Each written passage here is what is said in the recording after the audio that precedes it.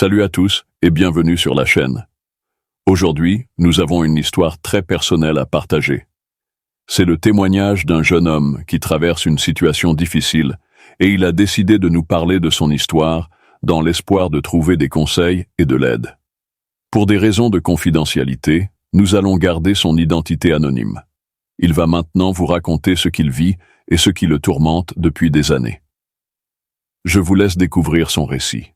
Salut à tous, je viens vers vous aujourd'hui avec un témoignage très personnel, une histoire de famille qui a profondément marqué ma vie et celle de mes proches. Je m'appelle Jean, j'ai 29 ans et j'aimerais partager avec vous ce que j'ai vécu, dans l'espoir de recevoir vos conseils. Je suis le fils d'un couple divorcé. Ma sœur jumelle, mon petit frère et moi avons été témoins d'un drame familial qui a changé le cours de nos vies. Nos parents se sont séparés lorsque notre petit frère n'avait qu'1 an. Il y a 26 ans. Après leur séparation, notre père a pris la garde de notre petit frère et a refait sa vie avec une nouvelle femme.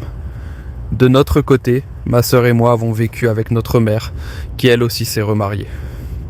Cependant, depuis notre enfance, notre mère a constamment alimenté la haine envers notre père. Elle nous disait que notre père était irresponsable et ne participait pas à nos frais scolaires, alors que nous découvrons aujourd'hui que ce n'était pas vrai. Elle nous a manipulés pendant des années, nous empêchant de voir la vérité.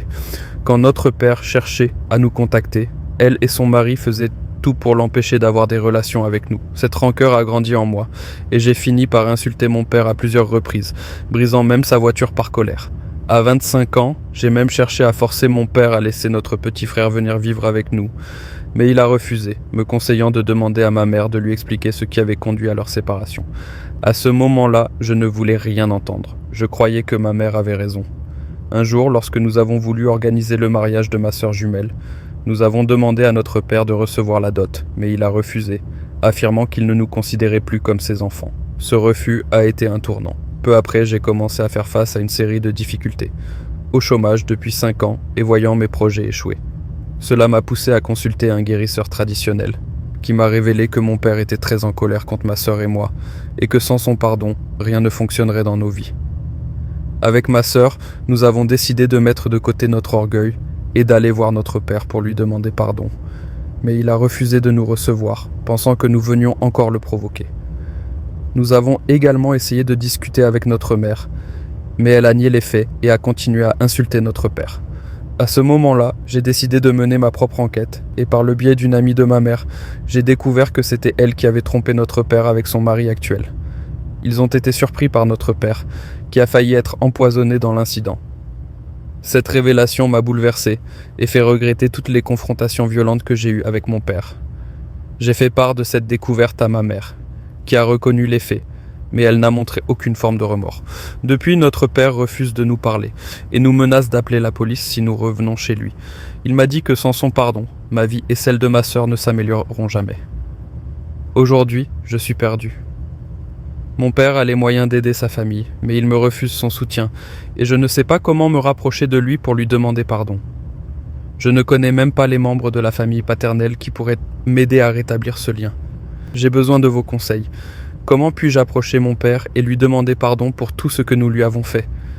Si certains membres de ma famille peuvent aussi m'aider à entrer en contact avec lui, je vous en serai reconnaissant. Merci à tous pour votre soutien et n'hésitez pas à partager vos conseils et expériences dans les commentaires. J'espère pouvoir réparer cette relation et retrouver la paix. Merci à notre ami pour avoir partagé son histoire avec nous. C'est vraiment un témoignage très touchant et difficile, et il est clair que beaucoup de choses se sont passées qui ont marqué sa vie de manière profonde. C'est un problème de famille, de pardon et de réconciliation. Un sujet qui touche beaucoup d'entre nous. D'après ce que j'ai entendu, je comprends que la situation avec ton père est très complexe et qu'il y a beaucoup de rancœur et de colère. Mais ce que je dirais à notre ami, c'est que la première étape pour réparer cette relation, c'est d'accepter que tout ne se répare pas du jour au lendemain. Le pardon est un processus long et difficile, et il faut faire face à la vérité, même quand elle est douloureuse. Je pense qu'il serait important de prendre du recul et de réfléchir à ce qu'il ressent envers son père, mais aussi à ce qu'il pourrait lui dire pour entamer cette réconciliation. Peut-être qu'un premier pas serait d'écrire une lettre sincère dans laquelle il exprimerait son regret pour tout ce qui a pu se passer. Il ne faut pas sous-estimer la force d'un geste simple mais honnête. Cela peut ouvrir la porte à une discussion, même si cela ne se fait pas immédiatement. Il serait également utile de se rappeler que le pardon n'est pas seulement pour l'autre, mais aussi pour soi-même. Cela peut apporter une forme de paix intérieure. Alors même si le chemin vers la réconciliation semble long et semé d'embûches, c'est un chemin qu'il mérite d'emprunter pour guérir, lui et sa famille. Voilà ce que je pense. Et vous, chers abonnés, qu'en pensez-vous? Comment pourrait-il approcher son père et lui demander pardon? Quels conseils avez-vous à lui donner dans cette situation? N'hésitez pas à réagir dans les commentaires. Et si vous avez vécu une situation similaire, partagez votre expérience. Je suis sûr que vous pourrez apporter un soutien précieux à notre ami. Si cette vidéo vous a touché ou que vous pensez qu'elle peut aider d'autres personnes, n'oubliez pas de liker, de vous abonner à la chaîne et de partager. Merci à tous et à très bientôt pour une nouvelle vidéo.